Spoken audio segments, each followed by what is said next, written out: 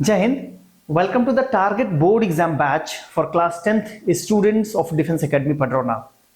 आज हम लोग शुरू करने जा रहे हैं एक ग्रामर का सबसे बेहतरीन टॉपिक जो मुझे बहुत ही अच्छा लगता है, बहुत ही प्यारा लगता है, बड़ा कॉन्सेप्चुअल है। लेकिन मैंने देखा है बहुत सारे स्टूडेंट्स इसमें कंफ्यूज होते हैं क्योंकि वो रूल्स को रटने के चक्कर में वो सारे कॉन्सेप्ट को भूल जाते हैं, पीछे रख देते हैं।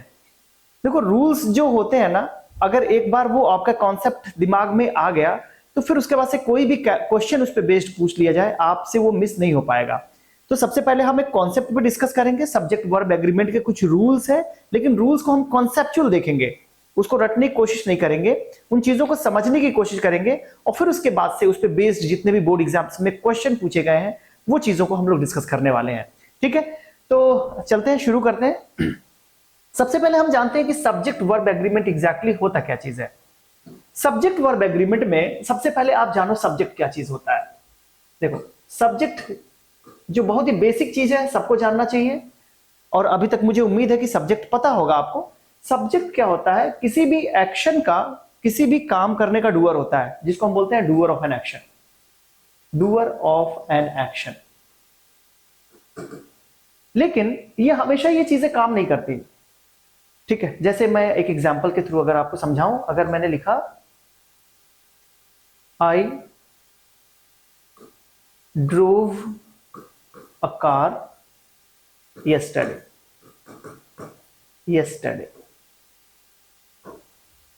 ठीक है, तो यहां पे देखोगे इस एक्शन का जो डूअर है ये है।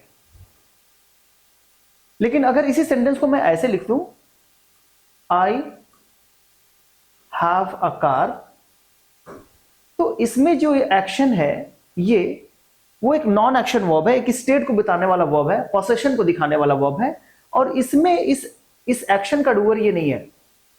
ठीक है ना?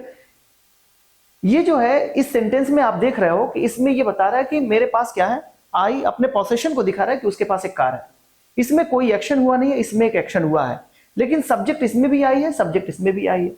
तो अगर इस फॉर्मूले को हर जगह अप्लाई करने की कोशिश करोगे तब मुश्किल में पड़ोगे।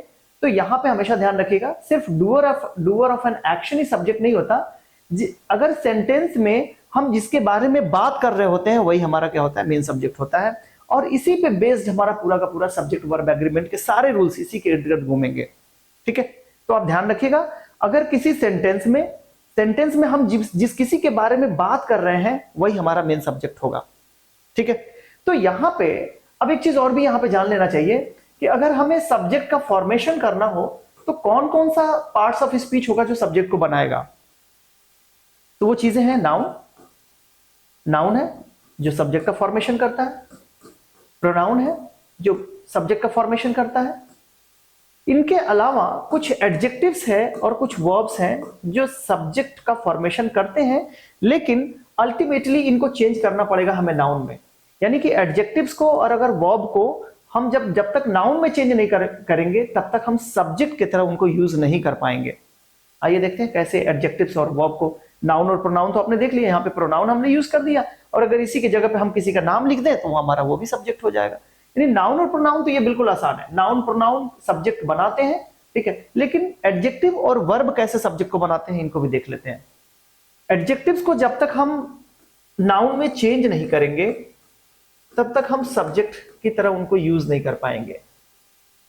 लेकिन कैसे चेंज करेंगे, सवाल ये पैदा होता है।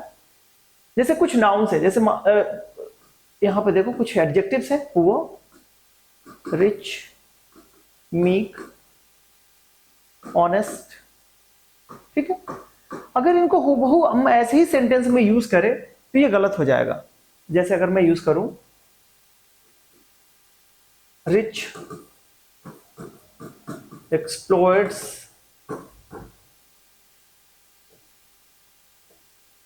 poor, ये सेंटेंस गलत हो जाएगा क्योंकि रिच जो है ये एडजेक्टिव है और एडजेक्टिव को सब्जेक्ट आप नहीं बना सकते, यानी कि सब्जेक्ट की तरह यूज नहीं कर पाएंगे जब तक मैंने कहा कि इनको नाउन में चेंज ना कर लें। नाउन में चेंज करने का इनका सबसे अच्छा तरीका है कि इनके पहले आप क्या यूज करो, एक आर्टिकल द को यूज करो। अब जब द के साथ जब इनको यूज करेंगे तो ये जो एडजेक्टिव्स अब चेंज हो जाएंगे, नाउन में चेंज हो जाएंगे। ठीक है, और नाउन को आप सब्जेक्ट की तरह यूज कर सकते हैं। अब सब्जेक्ट में ये जो नाउन जो सब्जेक्ट की तरह जब चेंज होगा तो ये हमेशा ये प्लूरल सब्जेक्ट ही होगा, ध्यान रखिएगा, सिंगुलर नहीं होगा। यानी जैसे ही द रिच की हम बात करेंगे तो अब ये नाउन में चेंज हो गया, और नाउन अब इसको सब्जेक्ट की तरह आप काम ले सकते हैं, लेकिन ये हमेशा प्लूरल में ही काम करेगा, प्लूरल में ही होगा, सिंगुलर में नहीं होगा। तो ये भी चीजें जानना जरूरी है कि अगर हम कोई सब्जेक्ट हम यूज कर रहे हैं तो वो हमारा सब्जेक्ट क्या है, सिंगुलर है या प्लूरल है। क्योंकि जब तक ये चीजें नहीं समझेंगे तब तक वर्ब के साथ एग्रीमेंट नहीं होगा, क्योंकि वर्ब हमेशा प्लूरल में होता है, ठीक है। और अगर आपका सब्जेक्ट मान लो कि सिंगुलर में है और वर्ब को हमेशा प्लूरल में ही रहना है तो एग्रीमेंट हो नहीं पाएगा। तो ये चीजें ध्यान देने वाली है कि अगर सब्जेक्ट हमारा सिंगुलर में है तो वर्ब को भी हम सिंगुलर में चेंज कर दें, और अगर हमारा सब्जेक्ट प्लूरल में है तो वर्ब ऑलरेडी प्लूरल में होता ही होता है। तो यहां पे अगर आपने देखा कि द रिच अगर हमने यूज किया, अब ये सब्जेक्ट हमारा प्लूरल हो गया, और जब ये प्लूरल हो गया तो हमें वर्ब भी प्लूरल में यूज करना है। तो एक्सप्लॉइट की जगह हम एक्सप्लॉइट अगर यूज कर दें तो ये चीजें सेंटेंस सही हो जाएगी। लेकिन आपको यहाँ पे ऑब्जेक्ट भी नाउन रखना है, ऑब्जेक्ट हम क्या कर देंगे यहाँ पे द पुअर कर देंगे, यानी कि अब सही सेंटेंस क्या हो जाएगा, the rich exploit the poor. समझ में आ रही बात? यानी कि इस तरीके से हमने देखा कि एडजेक्टिव्स जो होंगे हम उनको नाउन में चेंज कर सकते हैं। कैसे चेंज कर सकते हैं? उनके पहले आर्टिकल द लगा के। तो अगर आपके एग्जाम में अगर पूछ दे रिच एक्सप्लॉइट्स पुअर और उसको कह दे कि इसको रीराइट द सेंटेंस, उसको सही करने के लिए, तो आप इस एडजेक्टिव को नाउन में चेंज करिए, सब्जेक्ट बनाइए और फिर इसके अकॉर्डिंग आप वर्ब को यूज करिए। ये तो हो गई एडजेक्टिव की बात। आगे आते हैं, हम बात करते हैं वर्ब की। वर्ब देखिए कैसे चेंज करते हैं हम। देखिए वर्ब जो होते हैं, वर्ब को हम दो तरीके से चेंज कर सकते हैं। या तो वर्ब को हम चेंज कर दें, वर्ब के फर्स्ट फॉर्म में आईएनजी लगा के चेंज कर दें, जिनको हम जीरंड के नाम से जानते हैं, या वर्ब के फर्स्ट फॉर्म से पहले हम टू लगा दें, जिनको हम इन्फिनेटिव के नाम से जानते हैं। यानी कि जो इन्फिनेटिव और जीरंड होते हैं ये दोनों के दोनों क्या होते हैं, ये नाउन होते हैं। और अभी मैंने बताया कि नाउन को एज अ सब्जेक्ट हम यूज कर सकते हैं। जहां पे एडजेक्टिव्स को जब हमने चेंज किया था नाउन में तो हमें प्लूरल, यानी कि वो जो नाउन चेंज हुआ था प्लूरल में चेंज हुआ था, लेकिन अब ये जो वर्ब को जब हम चेंज कर रहे हैं इन्फिनेटिव और जीरंड में, तो ये जो नाउन में चेंज होंगे ये नाउन हमेशा सिंगुलर में ही होंगे। ये चीजें थोड़ी सी ध्यान देने वाली चीजें हैं। अगर इस पे छोटे से कॉन्सेप्ट पे ध्यान दे लेंगे फिर आगे की सेंटेंस की फ्रेमिंग सही हो जाएगी। जैसे एक एग्जांपल देखते हैं। अगर मैं कहूं walking is a good exercise, तो अगर मैं पूछूं व्हाट इज गुड एक्सरसाइज, तो आप बताएंगे walking is a good exercise. आपको ये चीजें तो पता होंगी। अगर वर्ब से हम व्हाट का क्वेश्चन पूछें या हु का क्वेश्चन पूछें तो ये हमें सब्जेक्ट को आइडेंटिफाई करने में मदद करता है। और वहीं अगर वर्ब से हम क्वेश्चन पूछते हैं व्हाट का या हुम का, तो हमें ये ऑब्जेक्ट को आइडेंटिफाई करने में मदद करता है। ठीक है, तो सब्जेक्ट और ऑब्जेक्ट जो होते हैं अल्टीमेटली हमने बताया कि नाउन को यूज करते हैं एज ए सब्जेक्ट, प्रोनाउन को यूज कर सकते हैं एज ए सब्जेक्ट, फिर उसके बाद से वर्ब को इन्फिनेटिव और जीरंड में चेंज करके आप सब्जेक्ट बना सकते हैं, और फिर एडजेक्टिव को आप उसके पहले आर्टिकल द लगा के उसको नाउन में चेंज कर सकते हैं। वो नाउन प्लूरल होगा और एज ए सब्जेक्ट आप यूज कर सकते हैं। लेकिन ये जो इन्फिनेटिव और जीरंड हमने बताया कि इन्फिनेटिव और जीरंड में आप चेंज करके इनको, यानी कि इन्फिनेटिव जीरंड में चेंज करेंगे तो नाउन में चेंज होगा, और ये जो नाउन जो सब्जेक्ट का जब काम लेंगे आप तो हमेशा ये सिंगुलर में होगा। तो अगर ये बेसिक चीजें आपको क्लियर हो गई हो तो अब आगे की चीजें समझनी आसान हो जाएंगी, क्योंकि अब हमें सब्जेक्ट वर्ब एग्रीमेंट देखना है। आपको पता चल ही गया होगा कि जब भी हम सेंटेंस का कोई फॉर्मेशन करेंगे, कोई भी सेंटेंस अगर हम जब बनाएंगे तो सेंटेंस बनाते समय हम देखते हैं कि एक हम लिखते हैं सब्जेक्ट और उसके बाद से लिखते हैं वर्ब, यानी कि इन्हीं दोनों से हमारा एक सेंटेंस बनकर तैयार हो जाता है। ये दोनों इंपॉर्टेंट रोल प्ले करते हैं। सब्जेक्ट हम लिखते हैं फिर उसके बाद से वर्ब लिखते हैं। इसके पहले जो हमने टेंस का टॉपिक जो पढ़ा था उसमें मैंने यही बताया था, किसी भी सेंटेंस की जो फ्रेमिंग होती है सब्जेक्ट और वर्ब से कंप्लीट हो जाती है। फिर आगे की जो चीजें होती है, जो ऑब्जेक्ट का आना है, वो चीजें ऑप्शनल होती हैं, क्योंकि डिपेंड करता है कि आपका वर्ब ट्रांजिटिव है कि इंट्रांजिटिव। ठीक है, अगर ये चीजें क्लियर नहीं है तो इसके प्रीवियस वीडियो में आप चेकआउट कर सकते हैं। इसका जो यानी कि जो भी वीडियोस हमारे हैं आप उनके प्लेलिस्ट में उसको चेकआउट कर सकते हैं। टेंस की सारी डिटेल्स में वीडियो हमने बना रखी है, ठीक है। तो यहां पे सब्जेक्ट और वर्ब, ये मैंने बताया कि अब ये चीजें यानी कि जो भी सेंटेंस आप फ्रेम करोगे बिना सब्जेक्ट और वर्ब के हो नहीं सकती। और अब यहां पे जब इनको एग्रीमेंट कराना है तो एग्रीमेंट जो होंगे इनके नंबर और पर्सन से होंगे। यानी सब्जेक्ट का नंबर कैसा है, ठीक है ना, सब्जेक्ट के जो पर्सन हमने यूज किए हैं, first person, second person, third person, वो किस नंबर में है, सिंगुलर है या प्लूरल है, क्योंकि जब तक ये चीजें क्लियर नहीं होंगी उनके साथ वर्ब एग्री नहीं करेगा, ठीक है। इसीलिए यहां पे देखो लिखा हुआ है verb must agree with their subject in number and person. यानी कि अगर जब तक हमारा यहां पे क्लियर नहीं है कि सब्जेक्ट सिंगुलर नंबर में है, प्लूरल नंबर में है, ठीक है, तब तक हम उनके साथ वर्ब को सही तरीके से यूज नहीं कर सकते। आसान होता है जब वन वर्ड होता है, यानी कि सब्जेक्ट अगर कोई वन वर्ड है, राम सीता गीता सोहन मोहन, कोई आर्टिकल यूज कर दिया, ये चीजें आसान होती हैं। लेकिन जैसे हम फ्रेज में या क्लॉजेस में जब हम यूज करते हैं वहां पे, तो ये दिक्कत पैदा हो जाती है, हमें पहचान नहीं आ पाता कि हमारा सब्जेक्ट यहाँ पे कौन सा है एग्जैक्टली, ठीक है। आइए देखते हैं अपने नेक्स्ट स्लाइड में। जैसे यहां पे देखिए, अब यहां तक चीजें क्लियर हुई होंगी कि सब्जेक्ट को हमें वर्ब से एग्री कराना है, subject is equal to verb, ये आपका सेंटेंस सही हो जाएगा, ठीक है। जब तक इनको हम सही नहीं करेंगे वो चीजें दिक्कत हो जाएंगी। जैसे एग्जांपल समझिए, अगर मैं बात करूं और द चाइल्ड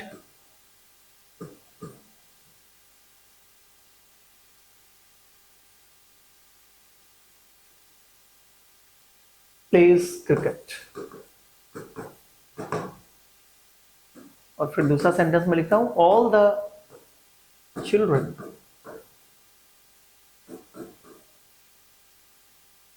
प्ले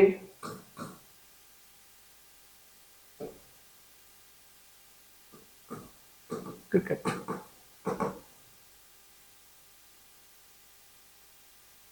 ठीक है। The child pledge cricket, all the children play cricket, और एक और सेंटेंस अगर मैं लिखूं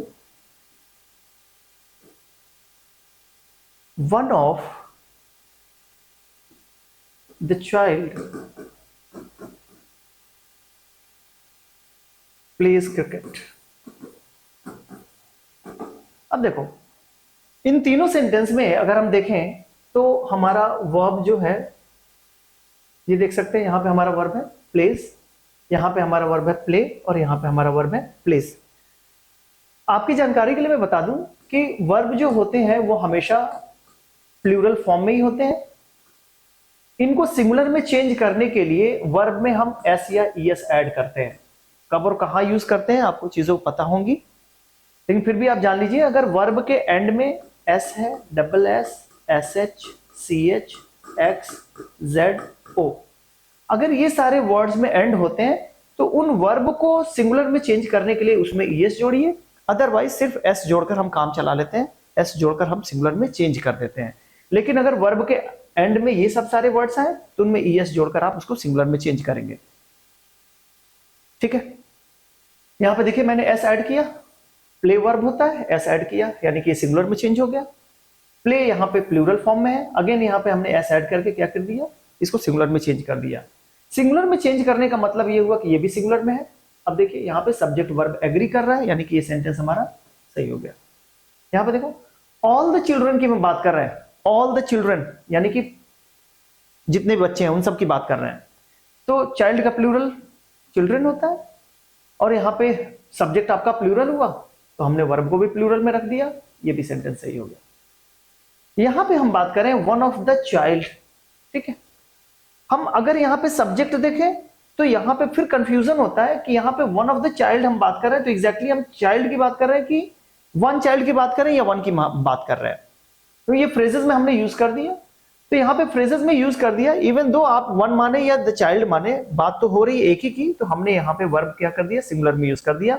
सेंटेंस आप सोचोगे कि सही है, लेकिन गलती कहां पे हो रही है, जब आप इसको पहचानोगे नहीं कि वन ऑफ का यूज हम करते कहां पे हैं। देखो वन ऑफ के साथ लिखा हुआ है कि प्लूरल नाउन का यूज करेंगे, तो आपको प्लूरल नाउन का यूज क्यों करना है ये चीजों को समझिए। देखिए वन ऑफ जब हम सेंटेंस में यूज करते हैं, वन ऑफ से जब हम सेंटेंस की शुरुआत करते हैं तो एग्जैक्टली हम सिलेक्शन को दिखाने के लिए यूज करते हैं, कि यहाँ पे हम दिखाते हैं कि यहाँ पे जैसे हम चिल्ड्रन की अगर हम बात करें, चाइल्ड की बात करें या चिल्ड्रन की हम बात करें, तो हम बात करेंगे वन ऑफ चिल्ड्रन, क्योंकि बहुत सारे बच्चे होंगे तभी तो उनमें से एक का सिलेक्शन करेंगे। जब एक ही बच्चा होगा तो उसमें सिलेक्शन कहां से होगा? जब हम वन ऑफ का यूज हम सिलेक्शन को दिखाने के लिए यूज कर रहे हैं, एक को चूज करने के लिए हम यूज कर रहे हैं, तो जाहिर सी बात है यहाँ पे प्लूरल नाउन होगा तभी तो उनमें से एक का सिलेक्शन हम कर पाएंगे, एक की बात कर पाएंगे। तो इसीलिए वन ऑफ के बाद हमेशा प्लूरल नाउन को रखा जाता है। और प्लूरल नाउन को रखने के बाद सब चीजों को समझिए। वन ऑफ चिल्ड्रन, हम क्या हम बात कर रहे हैं पूरे ऑल द चिल्ड्रन की? नो, हम सिर्फ एक चाइल्ड की बात कर रहे हैं। जब एक चाइल्ड की हम बात करेंगे तो वर्ब यहाँ पे क्या होगा? हमेशा सिंगुलर होगा। So one of the children pledge cricket. यही चीजों को समझना है आपको, ये चीजें नहीं देखनी वन ऑफ के बाद से प्लूरल नाउन आएगा और फिर इसके बाद से वर्ब सिंगुलर हो जाएगा, क्योंकि इस तरीके से रटोगे तो चीजें आसान नहीं होंगी। आपको ये चीजें समझनी पड़ेंगी कि वन ऑफ का यूज हम करते कब है, इनके बाद से कैसा नाउन आना चाहिए। ठीक है, तो आई होप ये चीजें क्लियर हुई होंगी कि जब भी वन ऑफ से सेंटेंस की शुरुआत करें उसके बाद से प्लूरल नाउन को रखें। क्यों रखें? क्योंकि वन ऑफ हमारा चूज करने के लिए, सिलेक्शन के लिए दिखाता है। सिलेक्शन हमेशा ज्यादा में से होता है, एक में से नहीं होता, तो हमेशा यहाँ पे प्लूरल नाउन को रखना है, लेकिन इसके साथ वर्ब जो रखना है हमेशा सिंगुलर में ही रखना है। आइए नेक्स्ट जो आपका रूल है वो यूज कर रहे हैं when the subject and verb are separated by clause और अ लॉन्ग फ्रेज। ठीक है, मैंने कहा था कि सब्जेक्ट अगर सिंगुलर है, सब्जेक्ट एक वर्ड है तो आसान है, फिर सब्जेक्ट वर्ब एग्रीमेंट में कोई दिक्कत नहीं है। दिक्कत कहां पे है? जब एक फ्रेजेस एक क्लॉजेस में जब हम यूज करते हैं सब्जेक्ट को, तब वहां पे पहचानना मुश्किल हो जाता है। अब यहां पे ये कर रहे हैं कि अगर सब्जेक्ट और प्रेडिकेट के बीच में फ्रेज या क्लॉज आ जाए, कोई फ्रेज हो या क्लॉज हो आ जाए, तो फिर ये जो चीजें फ्रेज और क्लॉज जो यहां पे आएंगे बीच में, वो इसके पहले आने वाले कोई नाउन या प्रोनाउन को मॉडिफाई करने के लिए आएंगे। इनका सब्जेक्ट वर्ब एग्रीमेंट से कोई रिलेशन नहीं होता। ये चीजें आप समझिए। जैसे सेंटेंस मैंने यहां पे लिखा है, all the songs which he recorded on the tape. अब यहां पे आपको बताना है कौन सा वर्ब हम यूज करें। देखो यहां पे जो ये एक विच ही रिकॉर्डेड ऑन द टेप, ये आपका एक क्लॉज है। क्लॉज कैसे है? क्योंकि इसमें एक सब्जेक्ट है और इसमें एक वर्ब है। लेकिन ये जो क्लॉज आया हुआ है ये इस सॉन्ग नाउन को मॉडिफाई कर रहा है, और आपको पता है कि नाउन को मॉडिफाई करने के लिए जो वर्ड या ग्रुप ऑफ वर्ड आते हैं उनको हम एडजेक्टिव बोलते हैं। अब एडजेक्टिव ये क्लॉज है क्योंकि इसमें सब्जेक्ट और प्रेडिकेट दोनों सेक्शन है, तो ये एडजेक्टिव क्लॉज जो है इस सब्जेक्ट और वर्ब के एग्रीमेंट में कहीं बाधा नहीं डाल रहा है, कहीं इंटरप्ट नहीं कर रहा है। अब आपको बस ये देख लेना है कि हम बात कर रहे हैं किसकी? ऑल द सॉन्ग्स की। All the songs plural subject है, जब प्लूरल है तो हम आर यूज करेंगे, यहां पे इज यूज नहीं करेंगे। बात समझ में आ रही है? वही ये रूल करा है, when the subject and verb are separated by, subject और वर्ब सेपरेट हो गए किससे? क्लॉज या एक लॉन्ग फ्रेज से, तो इससे सब्जेक्ट वर्ब एग्रीमेंट में कोई दिक्कत नहीं आएगी। आप बस याद रखो कि ये जो प्रेडिकेट वाला सेक्शन है वो इसका पार्ट है। All the songs are enjoyable. कौन से सॉन्ग? अब उसको क्या कर रहा है? इसको डिस्क्राइब कर रहा है। Which song? Which he recorded on the tape. Clear है? नेक्स्ट सेंटेंस कोशिश करिए एक बार, यहां पे वॉज या वर में से क्या फिल करें। गुड। यहां पे देखो, the boy who slapped me yesterday was our my neighbour. अब यहां पे देखिए, यहां पे प्रेडिकेट वाला सेक्शन यहां पे है और इस प्रेडिकेट का सब्जेक्ट जो है यहां पे है the boy. The boy was my neighbour. Which boy? किस बॉय की हम बात कर रहे हैं? Who slapped me yesterday. Who slapped me yesterday, यहां पे देखो अगेन ये एक सब्जेक्ट हो गया और ये एक वर्ब हो गया, यानी कि ये बनाया एक क्लॉज। और ये जो क्लॉज है, तो ये क्लॉज इस सब्जेक्ट और वर्ब को क्या कर रहा है? सेपरेट कर रहा है। तो इसका कोई रोल है नहीं, बस इसका काम है इस नाउन को मॉडिफाई करना, इसको डिस्क्राइब करना। तो ये जो क्लॉज हो गया एडजेक्टिव क्लॉज हो गया अगेन, तो इसका सब्जेक्ट वर्ब एग्रीमेंट में कोई इंटरप्शन नहीं होगा। हमारा ये जो सब्जेक्ट है ये सिंगुलर है, तो यहां पे हमारा वर्ब जो होगा सिंगुलर होगा, वर्ब नहीं आएगा। ठीक है, आई होप कि इस तरीके का क्वेश्चन जब आएंगे तो उसको आप डील कर ले जाएंगे। थर्ड टाइप में किस तरीके के क्वेश्चन आएंगे, आइए उसको भी डिस्कस करें। नेक्स्ट जो आपका रूल है ये कह रहे हैं when the subject is made up of two or more nouns joined by and. ये तो बड़ा सा आसान है, हम लोग शुरू से पढ़ते चले आ रहे हैं कि अगर कोई भी दो नाउन है, राम एंड श्याम आपने लिखा, तो जाहिर सी बात है कि ये जो एंड से जब जुड़ेंगे तो ये प्लूरल सब्जेक्ट हो जाएंगे, और जब प्लूरल सब्जेक्ट हो जाएंगे तो हम यहाँ पे वर्ब प्लूरल ही लिखेंगे, Ram and Shyam play cricket. ठीक है, लेकिन अगर सिर्फ यहाँ पे राम होता तो हम क्या यूज करते हैं, यहाँ पे सिंगुलर वर्ब यूज करते हैं, ऐसे यूज करते हैं, राम प्ले नहीं लिखते, आप क्या लिखते हैं, प्लेज क्रिकेट। लेकिन ये इतनी चीजें तो क्लियर है ना। लेकिन अब यहाँ पे हमें ये देखना है कि ये तो चीजें हमने बचपन से पढ़ी है कि when the subject is made up of two or more nouns joined by and, तो हमारा वर्ब कैसा होना चाहिए, प्लूरल होना चाहिए। देखिए, शुगर एंड केरोसिन, अब यहाँ पे आर यूज हो जाएगा, इस तो यूज होगा नहीं, are supplied by the government. लेकिन क्या इस सेंटेंस में आप ऐसा कर पाएंगे, इन दोनों सेंटेंसेस में? Bread and butter is are my usual breakfast, horse and carriage is are my favourite means of transport. अब जब अगर किसी ने इसको रट के किया हुआ है तो ये क्वेश्चन गलत करेगा, क्योंकि वहां पे सीधे यहाँ पे इसका निशाना आर पे जाएगा, जो कि गलत है। अब यहां पे देखो, जब आप इस सेंटेंस को पढ़ोगे और समझोगे तो आपको यह लगेगा कि ब्रेड एंड बटर ये दो अलग अलग यूनिट नहीं है, बल्कि एक ही यूनिट है। ये दोनों मिलकर ये ब्रेकफास्ट को बना रही हैं। इसका मतलब हमें ब्रेड और बटर अलग अलग की बात नहीं कर रहा हूं, जब ब्रेड एंड बटर दोनों मिला के जब मैं ब्रेकफास्ट करता हूं, ये दोनों, ठीक है, तो ये हमारा एक क्या होता है, एक यूजुअल ब्रेकफास्ट होता है। ठीक है, तो मैं एक डिश की बात कर रहा हूं, तो जब भी कोई दो नाउन एंड के साथ जुड़े हो और वो किसी एक सिंगल यूनिट को रिप्रेजेंट कर रहा हो, तो वहां पे आपका वर्ब जो होना चाहिए सिंगुलर होना चाहिए, प्लूरल नहीं होना चाहिए। जब दोनों अलग अलग यूनिट सेपरेट हो जाए एंड के साथ, यहां पे दोनों, शुगर अलग है, केरोसिन अलग है, ठीक है, तो यहां पे जो सिंगल अलग अलग यूनिट हो गए तो ये प्लूरल हो गया और हमने प्लूरल वर्ब यूज कर दिया। लेकिन यहां पे दोनों मिलके एक ब्रेकफास्ट बना रहे हैं, एक सिंगल यूनिट को रिप्रेजेंट कर रहा है, इसलिए हमारा वर्ब क्या होगा, सिंगुलर होगा। उसी तरह से यहां पे देखिए, horse and carriage is my favourite means of transport, ये दोनों मिलके मींस ऑफ ट्रांसपोर्ट बना रहे हैं, एक सिंगल यूनिट को रिप्रेजेंट कर रहे हैं। यहां पे आर गलत हो जाएगा, इस सही हो जाएगा। ठीक है, तो क्वेश्चन आपको ये चीजें नहीं देंगे, इस तरीके क्वेश्चन नहीं देंगे, क्वेश्चन इस तरीके से देंगे, क्योंकि ये तो आप जानते हैं, ठीक है, ये नहीं जानते, तो इस तरीके के क्वेश्चन की एक्सरसाइज हम लोगों को करनी पड़ेगी, जो हमारे बोर्ड एग्जाम्स में पूछे जाते हैं। ठीक है, करेंगे हम लोग। आइए नेक्स्ट रूल पे चलते हैं। नेक्स्ट जो है हमारा, ये भी बहुत इंपॉर्टेंट है, यहाँ पे कोरिलेटिव, सॉरी, हाँ, यहाँ पे कुछ हम वर्ड्स को देखेंगे। When the two subjects are joined by as well as, with, in addition to and not, अगर इनके साथ हमारा दो सब्जेक्ट जुड़ा हो तब हमारा कौन सा मेन सब्जेक्ट होगा, क्योंकि मेन सब्जेक्ट के अकॉर्डिंग ही हम क्या करेंगे, वर्ब को यूज करेंगे। जैसे यहां पे देखो sentence, mister Singh as well as his sons, अब इन दोनों में से बताना है, is oblique are hard working. कौन है हार्ड वर्किंग, मिस्टर सिंह या उनके बच्चे, हिज सन्स? है तो दोनों, लेकिन मेन क्या है, मिस्टर सिंह है। मिस्टर सिंह के साथ साथ करे as well as, as well as का मतलब होता है इंक्लूडिंग, इंक्लूडिंग के सेंस में, यानी मेन यहां पे मिस्टर सिंह है, उनके साथ साथ बात कर रहे हैं उनके सन्स की। तो जब मेन सब्जेक्ट हमारा मिस्टर सिंह है तो इनके अकॉर्डिंग हम इज यूज करेंगे, आर यूज नहीं करेंगे।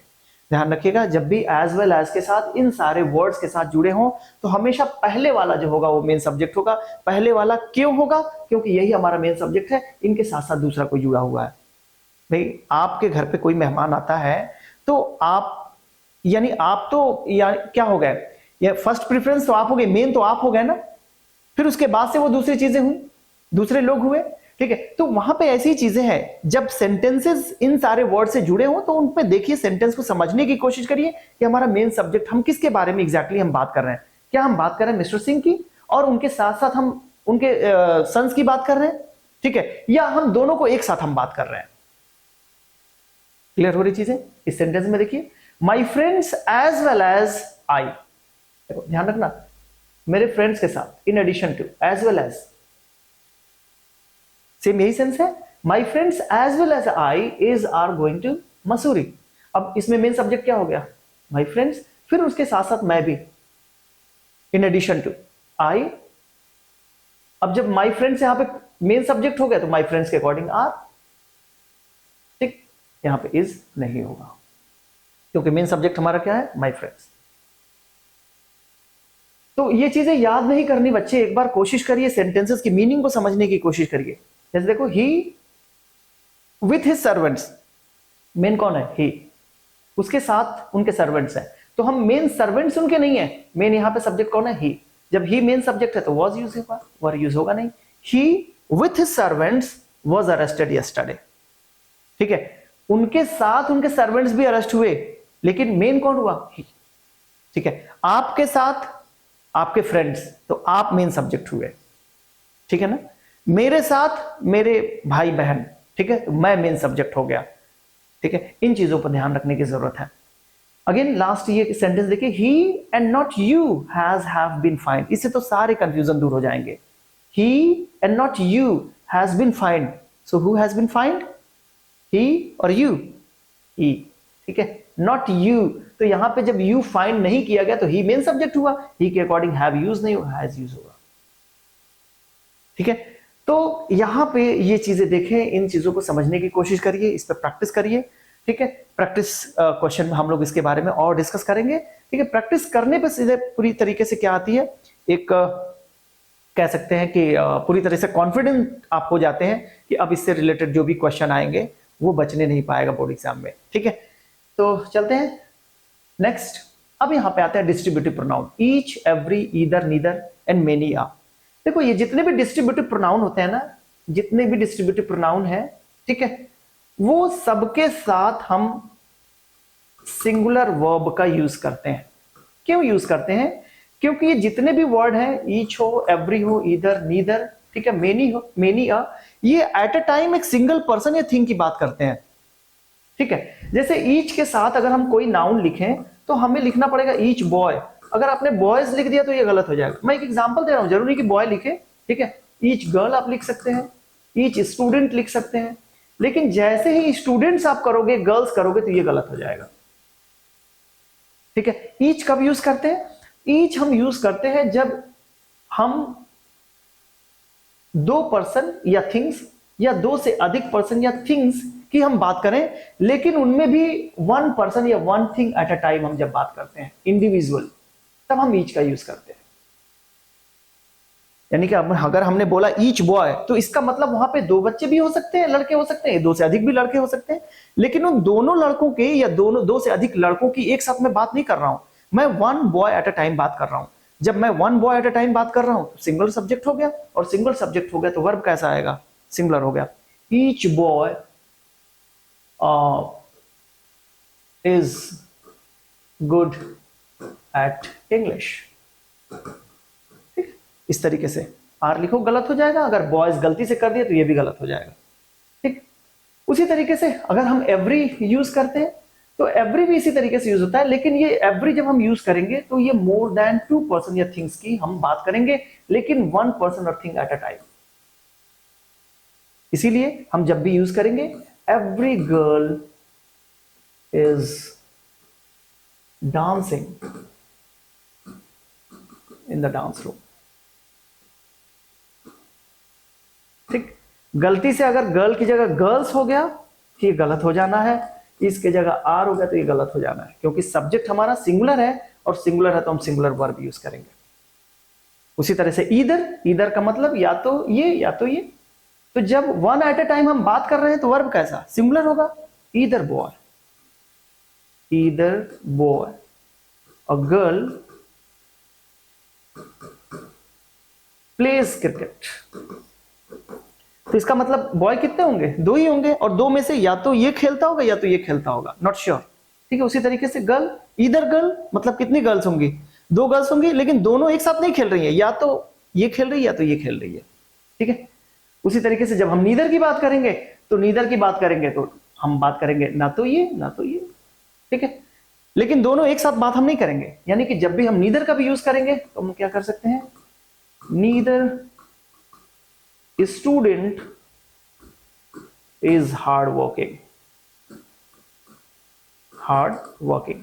सो स्टूडेंट की जगह स्टूडेंट्स नहीं कर सकते, क्योंकि नीदर स्टूडेंट की हम बात कर रहे हैं तो दो ही वहां पे स्टूडेंट होंगे, और ना तो ये स्टूडेंट हार्ड वर्क करता है ना तो ये स्टूडेंट हार्ड वर्क करता है। तो इस तरीके से आप देखेंगे कि जितने भी वर्ड्स हैं वो हम यूज कर रहे हैं वन पर्सन या one thing at a time के लिए। जब one person one thing at a time जब ये सारे वर्ड्स इंडिकेट कर रहे हैं तो हमारा वर्ब जाहिर सी बात है सिंगुलर में ही यूज होगा।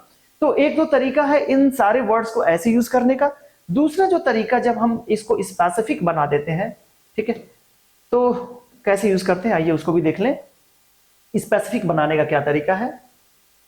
जब हम यूज करते हैं ईच ऑफ,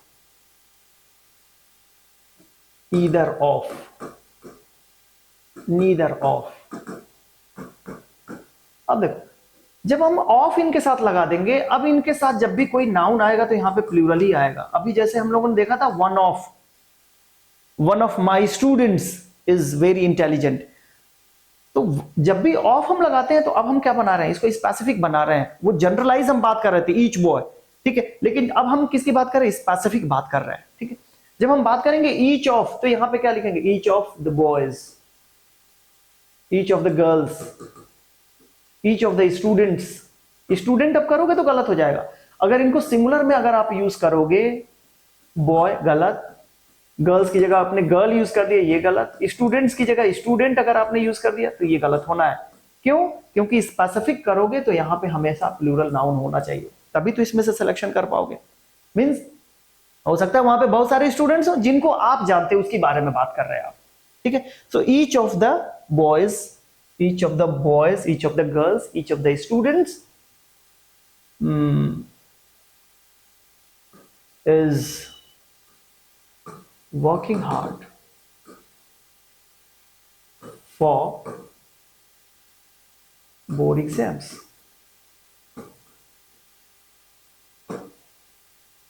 ठीक है, इस तरीके से आप सेंटेंसेस में यूज करोगे जब भी हम डिस्ट्रीब्यूटिव प्रोनाउन को हम यूज करेंगे, ठीक है। तो हमने ईच की बात कर ली, इधर की बात कर ली, नीदर की बात कर ली। अब हम बात करते हैं मेनी और मेनी अ में क्या फर्क है इसके बारे में। तो ये जितनी भी चीजें हैं आप नोट्स भी बनाते चलिएगा, जिससे एग्जाम में एक क्विक रिवीजन हो जाए, या आप इसका स्क्रीनशॉट भी ले सकते हैं। अब देखो, मेनी जब हम यूज करते हैं ना, तो मेनी के साथ देखो, मेनी किसी एक पर्सन या एक थिंग के लिए यूज होता नहीं, ठीक है। तो जब भी हम इनके साथ कोई भी नाउन यूज करेंगे इनके साथ, तो हमेशा वो प्लूरल होना चाहिए और काउंटेबल होना चाहिए, ठीक है। यानी कि मेनी जब हम यूज करेंगे तो यहां पे अगर हम बॉय यूज कर रहे हैं तो बॉय यूज करेंगे, और गर्ल्स यूज कर रहे हैं तो गर्ल्स यूज करेंगे, पेन यूज कर रहे हैं तो पेन्स यूज करेंगे। यानी कोई भी नाउन यहां पे आएगा इनके साथ तो हमेशा प्लूरल में होगा। और जब आप देखोगे दोनों को एक साथ आप पढ़ रहे हैं मेनी बॉयज, तो ऐसा तो नहीं लग रहा है ना कि एक पर्सन या एक थिंग की बात हो रही है, प्लूरल की बात हो रही है। और जब प्लूरल की बात हो रही थी, इनके साथ वर्ब कैसा जाएगा, प्लूरल ही जाएगा, ठीक है। जैसे यहां पे देखें, many boys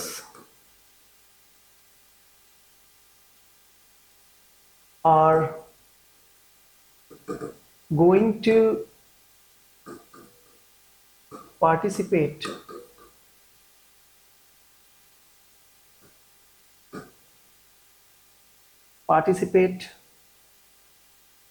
in the dance competition।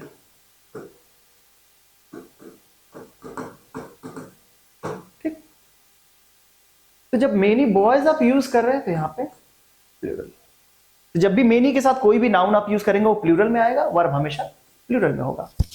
लेकिन जब मेनी के साथ हम जब अ यूज करेंगे, मेनी अ, अब यहां पे हमें क्या यूज करना पड़ेगा, मेनी अ बॉय। क्यों? कि there may be many boys, but अब हम जिस बच्चे की बात कर रहे हैं उनमें से एक है, अब हमने इसको स्पेसिफिक बना दिया, मेनी अ बॉय। अब यहां पे जब हम बात कर रहे हैं बॉय की, तो यहां पे वर्ब आएगा सिंगुलर। ध्यान रखिएगा, मेनी के साथ नाउन आएगा प्लूरल, लेकिन जब मेनी अ के साथ आप यूज करोगे तो यहां पे क्या आएगा, हमेशा नाउन सिंगुलर आएगा। और जब नाउन सिंगुलर आएगा तो यहां पे जब हम स्पेसिफिक बॉय की बात कर रहे हैं तो वर्ब हमारा सिंगुलर हो गया। स्पेसिफिक बॉय सिंगुलर, और फिर उसके बाद से वर्ब क्या होगा, सिंगुलर होगा। Many a boy is going to participate in the dance competition. ठीक है, तो इस तरीके से आप यूज करोगे सेंटेंस में मेनी को और मेनी अ को। अच्छा, आपको यह भी पता होगा कि जब भी हम आर्टिकल ए लगाते हैं तो इसके साथ हमें जो भी नाउन लगाना होता है वो सिंगुलर लगाना होता है। तो अगर ये चीजें कभी कंफ्यूज करें तो ये ध्यान रखिएगा कि मेनी अ जब हम यूज कर रहे हैं तो यहाँ पे नाउन आने वाला सिंगुलर होगा, और जब नाउन सिंगुलर होगा तो यहाँ पे वर्ब हमारा सिंगुलर हो जाएगा। ठीक है, तो आप देख सकते हो कि यहाँ पे जितने भी वर्ड्स थे हम लोगों ने सबके यूसेस को देख लिया। ईच कैसे यूज होगा, एवरी, ईदर, नीदर और मेनी सेंटेंस में कैसे यूज होते हैं, इन चीजों को हम लोगों ने अच्छे से देख लिया। आई होप ये चीजें समझ में आई होंगी, ठीक है। नेक्स्ट इनके बारे में देखते हैं। If two or more subjects are joined by or, nor, either or, neither nor and not only but also, अगर इनके साथ दो सब्जेक्ट जुड़े हुए हों तब हम कैसे डिसाइड करेंगे किसको हम अपना मेन सब्जेक्ट मानेंगे। आइए देखते हैं। यहां पे इंग्लिश में मैं एक चीज बताऊं, जब भी हम ये कोरिलेटिव कंजंक्शन ईदर के साथ और, नीदर के साथ जब नॉर हम यूज करते हैं, या ये कंजंक्शन जब हम यूज करते हैं और नॉर के साथ जब दो हम सब्जेक्ट यूज करते हैं आगे, इनके पहले और इनके बाद में, तो हमेशा इनसे रिलेटेड यानी कि जो इनके नजदीक में वर्ड्स जो यूज होते हैं, चाहे वो सिंगुलर हो प्लूरल हो, उन्हीं को हम मेन सब्जेक्ट अपना मान लेते हैं, ठीक है। जैसे आप देखो यहां पे देखो ईदर के साथ और यूज हुआ है, ठीक है, लेकिन अब हमने इनके पहले एक सब्जेक्ट यूज किया, एक प्रोनाउन, इनके बाद में एक प्रोनाउन यूज किया, either he or I, either he or आई। अब यहां पर डिसाइड करना है कि यहां पे मेन सब्जेक्ट ही है कि और है, ठीक है। तो जब भी कोरिलेटिव कंजंक्शन से दो सब्जेक्ट आप जोड़ रहे हो या कंजंक्शन से आप दो सब्जेक्टों को जोड़ रहे हो, तो हमेशा बाद वाले को, यानी कि जहां पे वर्ब यूज होना है, वर्ब से पहले वाले को मेन सब्जेक्ट मान लिया करो। इंग्लिश में बड़ी ये अच्छी चीज है कि जहां पे जब कंफ्यूजन होता है ना, तो कंफ्यूजन वाले में हमेशा बाद वाले को प्रीफर कर दिया जाता है, ठीक है। तो इनके साथ जब भी दो सब्जेक्ट जुड़ा हो, समझ में नहीं आ रहा हो कि इसके बारे में बात करो तो इसके बारे में, तो हमेशा बाद वाले को मेन सब्जेक्ट मान लिया करो और इनके अकॉर्डिंग हमें क्या यूज कर लेना है, वर्ब यूज कर लेना है। Either he or I am to blame it, ठीक है। पास्ट में यूज करना चाहते हो तो वॉज यूज कर लो, क्लियर है। इनके साथ जब भी कभी दो नाउन दो सब्जेक्ट ऐड हो तो हमेशा बाद वाले को मेन सब्जेक्ट माना करिए, ठीक है। नीदर यू नॉर ही, अब इनमें भी डिसाइड करना मुश्किल है, ना तो तुम ना तो वो, ठीक है। तो मैंने क्या बताया, नीदर नॉर, नॉर के बाद ये आया, यानी वर्ब के पहले यही आना है, तो ही आपका मेन सब्जेक्ट हो गया। अब ही के साथ जो भी यूज करना है आप यूज कर लीजिए। Neither you nor he is to blame, past में यूज करना है तो वॉज यूज कर लीजिए। Same, neither the former nor his sons, यहां पे मेन सब्जेक्ट ये हो गया, ये प्लूरल हो गया, जब प्लूरल हो गया तो प्लूरल वर्ब यूज करेंगे, ये नहीं होगा। Sorry. Not only he but also his parents, देखो नॉट ओनली के साथ बट ऑल्सो आपने यूज किया, नॉट ओनली के बाद से ही सब्जेक्ट है और बट ऑल्सो के साथ हिज पेरेंट्स, तो यहां पे प्लूरल सब्जेक्ट हो गया। अब यहां पे वर्ब जो यूज होगा वो क्या यूज होगा, प्लूरली वर्ब यूज होगा, हैज तो यूज करने से रहे, ठीक है। क्लियर है, तो ये भी कॉन्सेप्ट क्लियर हो गया।